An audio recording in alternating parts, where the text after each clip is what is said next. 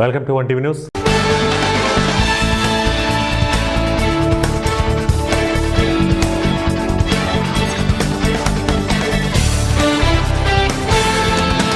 Yashoda hospitals Hyderabad ఆధ్వర్యంలో కర్నూలులోని Shivasai పాలీక్లినిక్లో ECMO చికిత్సపై doctor Nishant అవగాహన కల్పించారు. ఈ సందర్భంగా ఐసీయూ డాక్టర్ నిశాంత్ మాట్లాడుతూ ప్రపంచ స్థాయి ట్రాన్స్ప్లాంట్ కేర్ మరియు ఎయిర్ అంబులెన్స్ సేవలలో భారతదేశంలోని ఏకైక ప్లాటినం సర్టిఫైడ్ ఎక్మో సెంటర్గా హైదరాబాద్ యశోద హాస్పిటల్ నిలిచిందన్నారు. గుండె మరియు ఊపిరితిత్తుల అవయవాలు సరిగా పనిచేయనప్పుడు ఎక్మో మిషన్ ద్వారా చికిత్స చేయొచ్చన్నారు. గుండె మరియు ఊపిరితిత్తులు సరిగా పనిచేయనప్పుడు ఎక్మో మిషన్ ఏర్పాటు చేసి అవి పూర్తిగా కోలుకునేంత వరకు చికిత్స అందించడంలో యశోద హాస్పిటల్లో మెరుగైన చికిత్స అందిస్తున్నామన్నారు. ఎక్మో అనేది ఆధునిక వైద్యంలో అత్యంత సంక్లిష్టమైన లైఫ్ సపోర్ట్ థెరపీలలో ఒకటి అన్నారు. యశోద హాస్పిటల్స్ హైదరాబాద్ ఆధ్వర్యంలో ఎక్మో ప్రమాణాలకు గ్లోబల్ స్టాండర్డ్స్ కలిగిన ఎక్స్ ట్రాకార్పోరియల్ లైఫ్ సపోర్ట్ ఆర్గనైజేషన్ ద్వారా లైఫ్ సపోర్ట్లో ఎక్సలెన్స్ కోసం అత్యున్నతమైన ప్లాటినం అవార్డు తీసుకున్నందుకు సంతోషంగా ఉందన్నారు. మనకు తెలుసు వీక్ అయిపోతుందో మనమందరం ఇన్ని సంవత్సరాలు అనుకుంది ఏంటంటే ఆ గుండె సరిగ్గా వీక్గా ఉంటే ఇంకా అది పేషెంట్ మనకు దక్కనట్టే అనేది మనం ఇన్ని సంవత్సరాలు అనుకున్నాం. అయితే ఇప్పుడున్న టెక్నాలజీ ప్రకారము ఎంత అడ్వాన్స్డ్గా ఉందంటే టెక్నాలజీ, ఆ గుండె సరిగ్గా కొట్టుకోకపోయినా ఊపిరితిత్తులు సరిగ్గా పనిచేయకపోయినా కానీ మన దగ్గర ఆ టెక్నాలజీ అనేది ఎంత అడ్వాన్స్డ్ ఉందంటే వాటికి సపోర్ట్ ఇచ్చి అవి మంచిగా అయ్యేంత వరకు మనము వాటికి సపోర్ట్ ఇచ్చి ఆ సపోర్ట్ని తీసేసి పేషెంట్ బతికేలాగా చేయొచ్చు.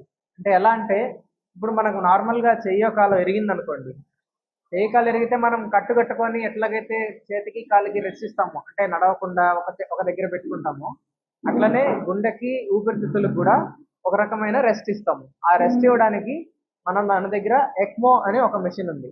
ఆ మెషిన్ ఏంటంటే గుండె ఊపిరితిత్తులో చేసే పని ఆ మెషిన్ చేస్తుంది.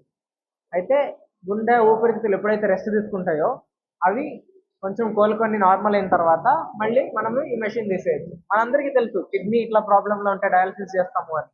ఇప్పుడు ఆ డయాలసిస్ లాంటిదే ఎక్మో అనే ఒక మెషిన్ వచ్చింది. ఇప్పుడు ఈ ఎక్మో అనేది మన దగ్గర ఎంత అడ్వాన్స్డ్ అంటే మన హైదరాబాద్లోనే ఇప్పుడు ప్రపంచంలోనే ఈ ఎక్మో సెంటర్లు, ఎక్మో చేసే సెంటర్లు అందరికీ ఒక ఎల్సో అని ఒక హెడ్ ఉన్నాడు. ఆ ఎల్సో హెడ్ ఈ ఎక్మో ప్రాక్టీస్ చేసే సెంటర్స్ అన్నిటికీ silver status, gold status, platinum status అని చెప్పి మనకి రికగ్నిషన్ ఇస్తూ ఉంటారు. అయితే మన భారతదేశంలో మన ప్లాటినం స్టేటస్ అంటే అన్నిటికంటే హైయెస్ట్ స్టేటస్ ఉండే ఒకే ఒక హాస్పిటల్ మన యశోద హాస్పిటల్ అండి. ఎందుకంటే అది వాళ్ళు చూసి మనం ఎంతవరకు పేషెంట్లను బతికించగలుగుతున్నాము, మన ప్రాక్టీసెస్ ఎలా ఉన్నాయి, ఎంత స్టాండర్డ్గా ఉన్నాయి అనే దాన్ని బట్టి వాళ్ళు ఇచ్చే రికగ్నిషన్ అండి అది. మన యశోద హాస్పిటల్కి ఒక్కటే మన భారతదేశంలో మొత్తానికి అది ఉంది. సో అది మనం జనాలకి ఎక్కువ తెలిసేలాగా చేసి ఇలా గుండె ఊపిరితిత్తులు వీక్ అవగానే పేషెంట్ చనిపోతారు అనేది కాకుండా మనం కానీ అందరికీ తెలిసేలాగా చేయగలిగామంటే చాలా మందిని బతికించగలిగారు. అందుకే మీరందరూ అందరికీ తెలిసేలాగా చేయగలిగారంటే ఆ క్రెడిట్ అంతా మీకే వస్తుంది. Thank you. కర్నూలు కిడ్స్ వరల్డ్లో విద్యార్థులకు సమ్మర్ కోచింగ్ క్యాంపు ముగింపు కార్యక్రమం నిర్వహించారు. విద్యార్థులకు తైక్వాండోలో శిక్షకులు వెంకటేశ్వర్ల ఆధ్వర్యంలో ఈ వేసవిలో శిక్షణా తరగతులు నిర్వహించారు. ఈ ముగింపు కార్యక్రమానికి ప్రముఖ గ్యాస్ట్రో ఎంట్రాలజీ వైద్యులు శంకర శర్మ హాజరై విద్యార్థులను ఉద్దేశించి మాట్లాడారు. చిన్నతనం నుంచి మంచి లక్షణాలు కలిగి ఉంటే మంచి పౌరులుగా తయారై దేశానికి పేరు తెస్తారని డాక్టర్ శంకర శర్మ తెలిపారు. అందులో భాగంగానే విద్యార్థులు చదువుతో పాటు క్రీడల్లో రాణించాలన్న ఉద్దేశంతో వారికి తన వంతు కృషిగా ప్రోత్సహిస్తున్నారన్నారు. ప్రపంచంలో భారతదేశం లాంటి గొప్ప దేశం లేదని, అందువల్ల అందరూ కలిసిమెలిసి జీవించాలన్నారు. భారతదేశం శాంతికి చిహ్నంగా ఉందన్నారు. త్వరలో పాఠశాలలు ప్రారంభం అవుతున్నందున విద్యార్థులకు అవసరమైన notebooks, pens, compacts, pad, colour pencil సెట్లను విద్యార్థులకు డాక్టర్ శంకర శర్మ అందజేశారు. కార్యక్రమం అనంతరం విద్యార్థులకు సమాజంలో మంచి పౌరులుగా ఎలా ఉండాలో వారికి వివరించారు. చదువుకు పనికొచ్చే పరికరాలు స్కూల్స్ జరగబోతున్నారు. జూన్ 12తో ఎప్పుడో స్కూల్స్ తెరుస్తారు. ఆ స్కూల్స్ తెరిచే టయానికి వీళ్ళకు చాలా అవసరమైనటివి ఇంపార్టెంట్ పరికరాలు ఏమీని అడిగి కనుక్కొని వాళ్లకు ఇవి సప్లై చేసి వాళ్ళను మోటివేట్ చేసి ఇన్స్పైర్ చేసి స్పోర్ట్స్ ఒకటే కాదు చదువులో కూడా ప్యారలల్గా రాణిస్తేనే ఒక సమాజంలో తగిన ఉద్యోగం కానీ గుర్తింపు కానీ ఉంటుంది. విద్య లేనివాడు విద్య పశువు అంటారు. సో విద్య అనేది చాలా చాలా ముఖ్యము. ఏ సంపదనైనా దొంగలించకపోవచ్చు, కానీ జ్ఞానం సంపాదించిన తర్వాత ఆ జ్ఞానాన్ని దొంగలించే శక్తి ఎవరికి ఉండదు అని ఎప్పటి నుంచో సామెత కూడా ఉంది. ఆ రకంగా ఈ పిల్లలు అన్ని రంగాల్లో రాణించాలని చిన్న పిల్లలు చదువులోనే కాకుండా స్పోర్ట్స్లోనే కాకుండా ఆర్ట్స్, మ్యూజిక్ ఇలాంటివన్నీ కూడా ప్రాక్టీస్ చేయాలి. ఈరోజు ఇక్కడ ఈ పిల్లలకు ముఖ్యంగా ఒక 6 పరికరాలు, విద్యకు పనికొచ్చే పరికరాలు సప్లై చేయడం జరిగింది. వీటిలో కాంపాస్ బాక్సు, పెన్నులు, ఒక నోట్బుక్, ఒక అట్ట, పెన్సిల్స్ ఇవన్నీ ఇవ్వడం జరిగింది. ఇవన్నీ సింబాలిక్గా వాళ్ళను ఎడ్యుకేషన్లోకి ప్రోత్సహించడానికి ఉపయోగపడతాయి. స్పోర్ట్స్లో ఏ రకంగా అయితే ఎంకరేజ్ చేస్తున్నామో ఎడ్యుకేషన్లో కూడా ప్యారలల్గా వాళ్ళని ఎంకరేజ్ చేయాలి, వాళ్ళ అభివృద్ధి చెందాలి, వాళ్ళు బెస్ట్ సిటిజన్స్ ఆఫ్ ఇండియా ఫ్యూచర్లో కావాలని. నేటి బాలలే రేపటి పౌరులు అంటారు. వీళ్ళే రేపొద్దున మన కంట్రీని వాళ్ళ భుజాల మీద ముందుకు తీసుకుపోతారు. ఏ కంట్రీలో అయితే క్రమశిక్షణ కలిగిన యువత ఉంటారో ఆ కంట్రీ 100% డెవలప్ అవుతుంది. అందులో ప్రపంచంలో ఇప్పుడు భారతదేశంలో ఉన్నంతమంది యువత ప్రపంచంలో ఏ కంట్రీలో లేరు. ఆ స్థాయిలో మనం చాలా ముందున్నాము. ప్రపంచం మొత్తం డెవలప్డ్ కంట్రీస్ కూడా ఇండియా వైపే చూడాల్సి వస్తూ ఉంది. ఏది హ్యూమన్ రిసోర్సెస్ కోసం. సో హ్యూమన్ బీయింగ్స్ దాంట్లోనే వాళ్ళు ఒకరితో ఒకరు ఐకమత్యంతో ఉంటూ యూనిటీ ఇన్ డైవర్సిటీ మెయింటైన్ చేయాలి. ప్రపంచంలో ఇటువంటి కంట్రీ అనేది లేదు. భిన్న కులాలు, భిన్న మతాలు, భిన్న తెగలు, భిన్న భాషలు, భిన్న జాతులు సమాహారం ఇది ఈ కంట్రీ. అయినా కానీ ఈ కంట్రీ ఇంత స్ట్రాంగ్గా ఇలా ముందుకు పోతూ ఉంది అని ముక్కున వేలేసుకొని పాశ్చాత్యులంతా చూస్తున్నారు. ఏంటి కారణం అంటే ఈ దేశంలో ఇది వేదభూమి, పుణ్యభూమి, వేదాలు ఉపనిషత్తులు పుట్టిన భూమి ఇది. సో ఇక్కడ ఫిలాసఫీ కానీ శాంతము అంటే శాంతం సముద్రం కన్నా గొప్పది. పీస్ అనేది ఎంత ఇంపార్టెంట్ అనేది మన సెయింట్స్, సీజెస్, లీడర్స్ ఎంతోమంది మన దేశంలో పుట్టిన మహోన్నతమైన వ్యక్తులు చెప్పడం జరిగింది. ఇది శాంతి అనేది ఇంపార్టెంట్ అని. ప్రపంచ శాంతి కూడా మన నుంచే వస్తుంది. మన వైపే తిరిగి చూస్తున్నారు. ఈనాడు యుద్ధాలు చేసే దేశాలు కూడా ఎక్కడ మొదలుపెట్టారో ఎప్పుడు ఆఫ్ చేయాలనో కూడా యుద్ధాలు తెలియని పరిస్థితులలో సర్వనాశనం అయిపోతున్న టైంలో ఇండియా వైపు చూస్తున్నారు. ఇక్కడ ఇంత ప్రశాంతంగా ఈ కంట్రీ ఎలా ఉండగలుగుతున్నది? ఎందుకు ఇక్కడ గొడవలు లేవు? ఎందుకు వీళ్ళు వేరే కంట్రీస్ మీద యుద్ధానికి పోవడం లేదు అంటే మన దేశం యొక్క కల్చరల్ బ్యాక్గ్రౌండ్ అట్లాంటిది. స్ట్రాంగ్ ఫౌండేషన్ ఉంది మన కంట్రీలో. సో అందరూ కలిసిమెలిసి ఉండి ముందుకు సాగాల. మన దేశం అభివృద్ధి చెందాలా. దేశం అభివృద్ధి చెందాలా అంటే ముఖ్యంగా చదువు బాగుండాలి, పిల్లలకు క్రమశిక్షణ ఉండాలి. సో ఈ క్రమశిక్షణ అనేది స్పోర్ట్స్ ద్వారా వస్తుంది. చదువు ద్వారా వాళ్ళకు ఉద్యోగాలు, రేపు భవిష్యత్తులో జ్ఞానం సంపాదించుకోగలరు. ఆ విధంగా దేశం ముందుకు పోతుంది అనే దృక్పథంతోనే ఈరోజు ఈ కార్యక్రమం చేపట్టడం జరిగింది. Thank you. గత ఎన్నికల సమయంలో రజకులకు ఇచ్చిన హామీలను వెంటనే నెరవేర్చాలని ఏపీ రజక వృత్తిదారుల సంఘం ఆధ్వర్యంలో కర్నూలు కలెక్టర్ కార్యాలయం ముందు ధర్నా నిర్వహించారు. ఈ సందర్భంగా రజక వృత్తిదారుల సంఘం రాష్ట్ర అధ్యక్షుడు గురుశేఖర్ మాట్లాడుతూ రజకులపై దాడులను అరికట్టి ప్రత్యేక రక్షణ చట్టం ఏర్పాటు చేయాలని, విశ్వకర్మ కౌశల్య యోజన పథకాన్ని కొనసాగించి శిక్షణ ఇచ్చిన వారికి రుణాలు ఇవ్వాలని కోరారు. వితంతు వికలాంగులకు కొత్త పింఛన్ ఇవ్వాలని, ఇంటి వద్ద రజక వృత్తి చేసే వారికి 200 యూనిట్లు ఉచిత విద్యుత్ పథకాన్ని అమలు చేయాలని డిమాండ్ చేశారు. రజక వృత్తిదారులకు ఇచ్చిన హామీలను నెరవేర్చాలి. అదేవిధంగా ఈ ప్రభుత్వం ఏర్పడి 2 సంవత్సరాలు కావస్తా ఉంది. అదేవిధంగా చాలా మంది పింఛన్ కోసం ఎదురు చూస్తా ఉన్నారు. కొత్త వారికి ఇప్పుడు దాకా ఒక పింఛన్ కూడా మంజూరు చేయడం లేదు. కాబట్టి వితంతు వికలాంగులకు అదేవిధంగా 50 సంవత్సరాలు నిండిన ప్రతి రజక వృత్తిదారునికి కొత్త వారికి పింఛన్ తక్షణమే మంజూరు చేయాలని, ఇల్లు లేనటువంటి ప్రతి రజక వృత్తిదారునికి 2 సెంట్ల ఇల్లు స్థలాన్ని ఇచ్చి ఇల్లు నిర్మించి ఇవ్వాలని, ఎస్సీ ఎస్టీ తరహాలో సామాజిక రక్షణ చట్టాన్ని ఏర్పాటు చేయాలని, విశ్వకర్మ కౌశల్య యోజన పథకం ద్వారా ఇప్పటికే ట్రైనింగ్ పొందినటువంటి వాళ్ళకి రుణాలు పనిముట్లు ఇవ్వాలి. ఇప్పుడు దాకా ట్రైనింగ్ ఇవ్వకుండా ఆన్లైన్ బంద్ చేశారు. కాబట్టి ఆన్లైన్ సౌకర్యాన్ని మళ్ళా అవకాశం కల్పించాలని ఈరోజు ఈ ప్రభుత్వాన్ని డిమాండ్ చేస్తా ఉన్నాం.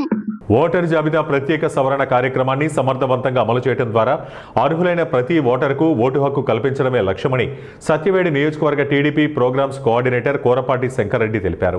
పార్టీ నాయకులు కార్యకర్తలకు ఎస్ఐఆర్ ప్రక్రియపై అవగాహన కల్పించేందుకు వారదైపాలెంలోని కేబీజీ కళ్యాణ మండపంలో ఆదివారం నిర్వహించిన ప్రత్యేక వర్క్షాప్లో ఆయన పాల్గొన్నారు. నియోజకవర్గంలోని 7 మండలాల పార్టీ అధ్యక్షుల ఆధ్వర్యంలో నిర్వహించిన ఈ కార్యక్రమంలో ఓటరు జాబితా సవరణలు, కొత్త ఓటర్ల నమోదు, మార్పులు, చేర్పులు, తొలగింపులు తదితర అంశాలపై అబ్జర్వర్ మలిశెట్టి వెంకటేశ్వర్లు సమగ్రంగా వివరించారు. ఈ సందర్భంగా కోరపాటి శంకర్రెడ్డి మాట్లాడుతూ ఓటరు జాబితా ప్రక్రియపై పార్టీ శ్రేణులు పూర్తి అవగాహన కలిగి ప్రజలకు సహకరించాలని సూచించారు. క్లస్టర్ ఇన్ఛార్జీలు, కో క్లస్టర్ ఇన్ఛార్జీలు, యూనిట్ ఇన్ఛార్జీలు, కో యూనిట్ ఇన్ఛార్జీలు, ఐటీటీబీ ప్రతినిధులు, క్లస్టర్ టెక్నికల్ ఇన్ఛార్జీలు ఎస్ఐఆర్ ప్రక్రియను క్షుణ్ణంగా అధ్యయనం చేసి అర్హులైన ఓటర్ల వివరాలు నమోదయ్యేలా కృషి చేయాలని ఆయన దిశానిర్దేశం చేశారు. ఓటరు జాబితా సవరణ కార్యక్రమాన్ని పార్టీ శ్రేణులు బాధ్యతాయుతంగా తీసుకుని అనర్హులు మరియు నకిలీ ఓట్లు తొలగించే ప్రయత్నంలో భాగంగా మరణించిన వారు, వలస వెళ్లిపోయిన వారు, డూప్లికేట్ ఓట్లు తొలగించి ఎటువంటి అక్రమాలకు తావు లేకుండా ఎస్ఐఆర్ కార్యక్రమాన్ని విజయవంతం చేయాలని కోరపాటి శంకర్రెడ్డి పిలుపునిచ్చారు. గౌరవనీయులు శ్రీ కోరపాటి శంకరన్న గారికి మరియు పరిస్థితి వికలుగా ఉన్న వెంకటేశ్వర గారికి, ఇక్కడ వేదిక అలంకరించినటువంటి 7 మండలాల నాయకులు, ప్రజాప్రతినిధులు, పార్టీ ప్రెసిడెంట్, క్లస్టర్లు, టీఏసీ చైర్మన్లు, ఏఎంసీ చైర్మన్, వైస్ చైర్మన్లు, టెంపుల్ చైర్మన్స్, మిగతా ఎంపీపీ జడ్పీటీసీలు అందరూ కూడా, కార్యకర్తలు, తెలుగుదేశం కుటుంబ సభ్యులందరికీ, మీడియా, ప్రింట్ అండ్ మీడియా వాళ్ళకి నా హృదయపూర్వక గౌరవనీయులు శ్రీ కోరపాటి శంకరన్న గారికి మరియు పరిస్థితి వికలుగా ఉన్న వెంకటేశ్వర గారికి, ఇక్కడ వేదిక అలంకరించినటువంటి 7 మండలాల నాయకులు, ప్రజాప్రతినిధులు, పార్టీ ప్రెసిడెంట్, క్లస్టర్లు, టీఏసీ చైర్మన్లు, ఏఎంసీ చైర్మన్, వైస్ చైర్మన్లు, టెంపుల్ చైర్మన్స్, మిగతా ఎంపీపీ జడ్పీటీసీలు అందరూ కూడా, కార్యకర్తలు, తెలుగుదేశం కుటుంబ సభ్యులందరికీ, మీడియా, ప్రింట్ అండ్ మీడియా వాళ్ళకి నా హృదయపూర్వక వర్షాకాలాన్ని దృష్టిలో ఉంచుకొని ధాన్యానికి ఎలాంటి నష్టం కలగకుండా అన్ని జాగ్రత్తలు తీసుకోవాలని నాగర్ కర్నూలు జిల్లా కలెక్టర్ హేమంత కేశవ పాటిల్ సూచించారు. ధాన్యం నిల్వల విషయంలో నిర్లక్ష్యానికి తావు లేకుండా పటిష్ట చర్యలు చేపట్టాలని, రైతుల శ్రమకు తగిన విలువ దక్కేలా ధాన్యం నాణ్యతను కాపాడాలని అధికారులను ఆదేశించారు. ధాన్యం కొనుగోలు మరియు ధాన్యం దిగుమతి ప్రక్రియలో ఎటువంటి జాప్యం జరగకుండా ప్రత్యేక చర్యలు తీసుకోవాలని ఆదేశించారు. ముఖ్యంగా వాహనాల నుంచి ధాన్యం దిగుమతి ప్రక్రియను వేగవంతం చేసి రైతులు ఎక్కువసేపు నిరీక్షించాల్సిన పరిస్థితులు తలెత్తకుండా చూడాలని సూచించారు. అదేవిధంగా కొనుగోలు కేంద్రాల్లో ట్యాబ్ ఎంట్రీలను వెంటనే పూర్తి చేయాలని, ఎటువంటి ఆలస్యం లేకుండా డేటా నమోదు ప్రక్రియను సకాలంలో నిర్వహించాలని అధికారులను ఆదేశించారు. రైతులకు ఎటువంటి ఇబ్బందులు కలగకుండా సమర్థవంతమైన సేవలు అందిస్తూ కొనుగోలు ప్రక్రియను పారదర్శకంగా నిర్వహించాలని సూచించారు. అలాగే నిల్వల నిర్వహణలో పారదర్శకత పాటిస్తూ ప్రభుత్వ మార్గదర్శకాలకు అనుగుణంగా వ్యవహరించాలని సూచించారు. ధాన్యం నిల్వ కేంద్రాల నిర్వహణలో నాణ్యత ప్రమాణాలు తప్పనిసరిగా పాటించాలని, సంబంధిత శాఖ అధికారుల సమన్వయంతో పనిచేయాలని కలెక్టర్ పేర్కొన్నారు. జిల్లా ఎస్పీ డాక్టర్ సంగ్రామ్ సింగ్ జీ మాట్లాడుతూ ధాన్యం నిల్వ కేంద్రాలు, గోదాముల వద్ద భద్రతా ఏర్పాట్లను మరింత బలోపేతం చేయాలని పోలీసు అధికారులకు సూచించారు. నిల్వల భద్రతకు అవసరమైన అన్ని చర్యలు తీసుకోవడంతో పాటు ఎటువంటి అవాంఛనీయ ఘటనలు చోటు చేసుకోకుండా అప్రమత్తంగా ఉండాలని, రైతుల కష్టార్జిత పంట భద్రంగా నిల్వ ఉండేలా అన్ని శాఖల సమిష్టిగా కృషి చేయాలని అధికారులు ఈ సందర్భంగా పేర్కొన్నారు. ఈ తనిఖీల్లో జిల్లా పౌర సరఫరాల శాఖ అధికారి Narasimha Rao, DM civil supply Rajender, సంబంధిత శాఖల అధికారులు, రైస్ మిల్లు ప్రతినిధులు, సిబ్బంది పాల్గొన్నారు.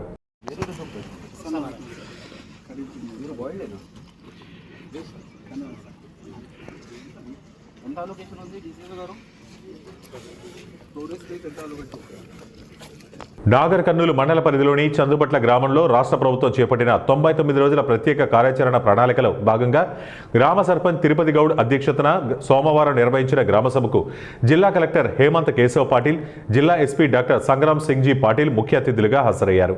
ఈ కార్యక్రమంలో జిల్లా కలెక్టర్, జిల్లా ఎస్పీ, గ్రామ ప్రజలతో అధికారులు ముఖాముఖి సమావేశమై గ్రామంలోని సమస్యలు, అభివృద్ధి అవసరాలు, సంక్షేమ పథకాల అమలు తదితర అంశాలపై నేరుగా వివరాలు సేకరించారు. అనంతరం సంబంధిత అధికారులకు తగిన సూచనలు చేశారు. ఈ సందర్భంగా హేమంత్ కేశవ్ పాటిల్ మాట్లాడుతూ గ్రామ సభలు ప్రజాస్వామ్య వ్యవస్థకు మూలస్తంభాలని పేర్కొన్నారు.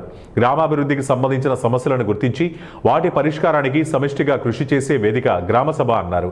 గ్రామ ప్రజలు తమ అవసరాలు, సమస్యలను గ్రామ సభలో స్వేచ్ఛగా తెలియజేయాలని సూచించారు. తాగునీరు, పారిశుద్ధ్యం, రహదారులు, వీధి దీపాలు, విద్య, వైద్యం వంటి మౌలిక సదుపాయాల అభివృద్ధికి ప్రాధాన్యత ఇవ్వాలని అధికారులను ఆదేశించారు. గ్రామీణ అభివృద్ధిలో ప్రజల భాగస్వామ్యం అత్యంత ముఖ్యమని, గ్రామ సభల ద్వారా తీసుకునే నిర్ణయాలు గ్రామ ప్రగతికి దోహదపడతాయని పేర్కొన్నారు. అనంతరం జిల్లా ఎస్పీ డాక్టర్ సంగ్రామ్ సింగ్ జీ పాటిల్ మాట్లాడుతూ సమాజ అభివృద్ధిలో యువత కీలక పాత్ర పోషిస్తున్నారని చెప్పారు. ప్రస్తుతం యువతలో మాదక ద్రవ్యాల వినియోగం పెరుగుతున్న నేపథ్యంలో ప్రతి ఒక్కరూ అప్రమత్తంగా ఉండాలని సూచించారు. గ్రామాల్లో యువత డ్రగ్స్, గంజాయి, ఇతర మత్తు పదార్థాలకు దూరంగా ఉండేలా తల్లిదండ్రులు, ఉపాధ్యాయులు, గ్రామ పెద్దలు ప్రత్యేక శ్రద్ధ తీసుకోవాలని కోరారు. మాదక ద్రవ్యాలు యువత భవిష్యత్తును నాశనం చేయడమే కాక కుటుంబాలు, సమాజంపై కూడా ప్రతికూల ప్రభావం చూపుతాయని హెచ్చరించారు. యువత విద్య, ఉపాధి, క్రీడలు, వ్యక్తిత్వ వికాసంపై దృష్టి సారించి తమ జీవితాలను ఉన్నత లక్ష్యాల వైపు మలుచుకోవాలని సూచించారు. గ్రామాల్లో ఎవరైనా మాదక ద్రవ్యాల విక్రయం లేదా వినియోగానికి పాల్పడుతున్నట్లు సమాచారం ఉంటే వెంటనే పోలీసులకు తెలియజేయాలని కోరారు. అదేవిధంగా సైబర్ నేరాలు, రోడ్డు భద్రత, మహిళల రక్షణ అంశాలపై ప్రజలకు అవగాహన కల్పించారు. గ్రామాల్లో శాంతి భద్రతల పరిరక్షణకు ప్రజలు పోలీస్ శాఖకు సహకరించాలని విజ్ఞప్తి చేశారు. ఈ గ్రామ సభలో RDO Suresh Babu, DSP Srinivasulu, market committee chairman Ramana Rao, MPDO Chinnamma, MPO Rajiv Prasanna Kumar, secretary Anvesh, వివిధ శాఖల అధికారులు, ప్రజాప్రతినిధులు, గ్రామ పెద్దలు, మహిళా సంఘాల సభ్యులు, యువకులు, గ్రామస్తులు పెద్ద సంఖ్యలో పాల్గొన్నారు. చాలా అంశాలు, చాలా సబ్జెక్టులు నా మండల స్థాయి ఆఫీసర్స్ మాట్లాడారు. ఏపీఓ మాట్లాడారు, ఎంపీడీఓ గారు మాట్లాడారు, ఏఈ మాట్లాడారు, అన్ని డిపార్ట్మెంట్ వాళ్ళు మాట్లాడారు. చాలా అంశాలు ఉన్నాయి. దీంట్లో మన రోజు ఏమిటి అంటే మనం కూడా అది స్పందించి దీనిపైన చర్చ తీసుకోవాలి. ఉదాహరణకు తీసుకుంటే మన సాలిడ్ వేస్ట్ మేనేజ్మెంట్ రూల్స్ ఉంటాయి, చాలా పెద్ద రూల్స్. ఎట్లా సెకరాలి, వర్గీకరణ ఎట్లా చేయాలి, తర్వాత ట్రాన్స్పోర్ట్ చేసి ప్రాసెస్ ఎట్లా చేయాలని పెద్ద వ్యవస్థ ఉంటుంది. మనం ఏం స్పందించాలంటే మనం ఇంట్లో రోజు ఏముంది, మన ఇంట్లో ఆ చెత్త ట్రాక్టర్ వచ్చినప్పుడు మనం ఏం చేయాలి, ఏ టైంకి ఆ బండి వస్తుంది, ఏ టైంకి మనం చెత్త ఇవ్వాలి, ఎట్లా ఇవ్వాలి, అది గమనించాలి, పాటించాలి. ఒక సమస్యానికి పరిష్కరించాలి అంటే ఓన్లీ అధికారులు కాదు, ఓన్లీ చట్టం కాదు, మన భాగస్వామ్యం ఉంటేనే పరిష్కారం జరుగుతుంది. ఇది ఒక విజ్ఞప్తి. చాలా అంశాలు మాట్లాడతారు. జల సంరక్షణ ఎట్లా చేయాలి, వన సంరక్షణ ఎట్లా చేయాలి, జలాలు ఎట్లా కాటుకోవాలి లేకపోతే వాడాలి, దీని గురించి మీరు ప్రత్యేకంగా శ్రద్ధ పెట్టండి. మన ప్రతి ఒక్కరిదే బాధ్యత. ఇప్పుడు ఎస్పీ గారు నాకు కొన్ని మీటింగ్లు తమ కాలనీలో మద్యం తాగవద్దని అడిగినందుకు కొందరు ఎల్లకట్టవ గ్రామస్తులు మూకుమ్మడిగా ఇళ్లలోకి చొరబడి దాడి చేశారని వాడదైపాలెం మండలంలోని కొవ్వాకొల్లికి చెందిన స్థానికులు పోలీసులకు ఫిర్యాదు చేశారు. కొవ్వాకొల్లికి చెందిన స్థానికులు తెలుగుదేశం పార్టీ మహిళా విభాగ అధ్యక్షురాలు ఉమామహేశ్వరి ఆధ్వర్యంలో పోలీస్ స్టేషన్కు చేరుకుని తమకు న్యాయం చేయాలని నిరసన వ్యక్తం చేశారు. ఇక వివరాలకు వెళ్తే మండలంలోని కొవ్వాకొల్లి ఎస్సీ కాలనీ వద్ద గంగమ్మ రచ్చబండ వద్ద ఎల్లకట్టవకు చెందిన కొందరు యువకులు అక్కడే మద్యం తాగుతుండగా స్థానిక గ్రామస్తులు కాలనీలో జనావాసాల మధ్య మద్యం తాగడం ఏంటని వారిని ప్రశ్నించారు. దీంతో ఇరువురి మధ్య వాగ్వాదానికి దారితీసింది. దీంతో మద్యం తాగిన వారితో పాటు వారికి అండగా ఎల్లకట్టవకు చెందిన కొందరు గ్రామస్తులు తమనే ప్రశ్నిస్తారా, మీకెంత ధైర్యం అంటూ మూకుమ్మడిగా కొవ్వాకొల్లి ఎస్సీ కాలనీ వాసులపై దాడి చేయడమే కాక మహిళలని కూడా చూడకుండా ఇళ్లలోకి చొరబడి తమపై కూడా దాడి చేశారని తెలియజేస్తూ న్యాయం కోసం పోలీసులను ఆశ్రయించారు. ఈ సందర్భంగా వారు మాట్లాడుతూ తరచూ ఎల్లకట్టవ గ్రామస్తులు రాత్రి వేళల్లో మద్యం మత్తులో తమ కాలనీ వద్ద బైకులపై తిరుగుతూ కేకలు పెట్టి బిగ్గరగా అరుస్తూ అలజడి సృష్టిస్తున్నారని ఆవేదన వ్యక్తం చేశారు. కొన్నాళ్లుగా ఎల్లకట్టవ వాసుల జన్మదిన వేడుకలు, వివిధ కార్యక్రమాల సందర్భంగా తమ కాలనీలకు వచ్చి బ్యానర్లు వేస్తూ టపాసుల మోతతో వివాదాలకు కారణమవుతున్నారని వారు తెలిపారు. వారి ఆగడాల నుంచి తమకు విముక్తి కల్పించాలని వారు పోలీసులను వేడుకున్నారు. దీనిపై పోలీసులు విచారణ చేపడుతున్నారు.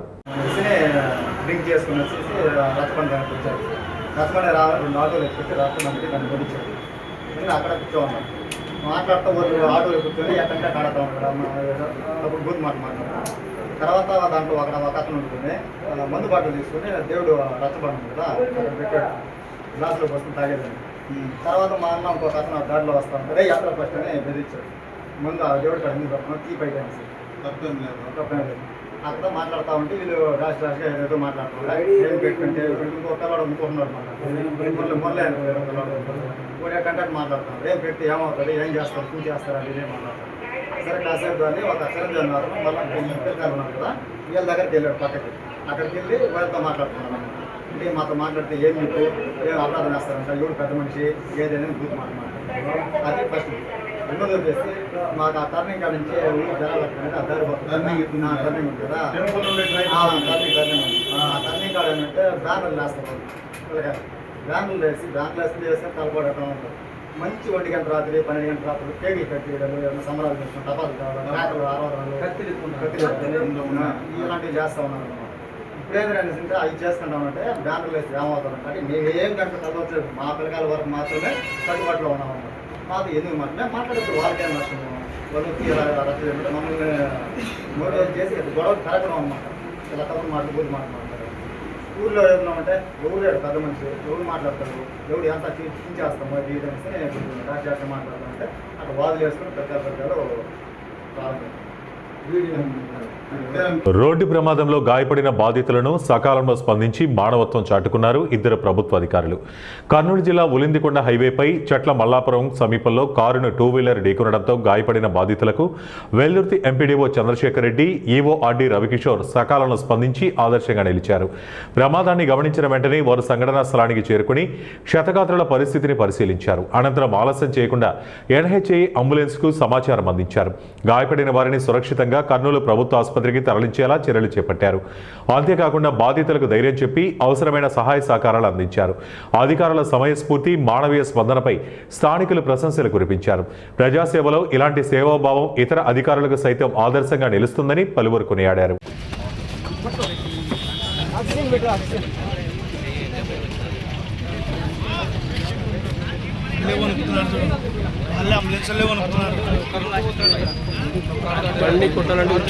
ఇవే ఇప్పటి వరకు ఉన్న బులెటిన్ అప్డేట్స్. మరిన్ని అప్డేట్స్ కోసం చూస్తూనే ఉండండి మా టీవీ న్యూస్.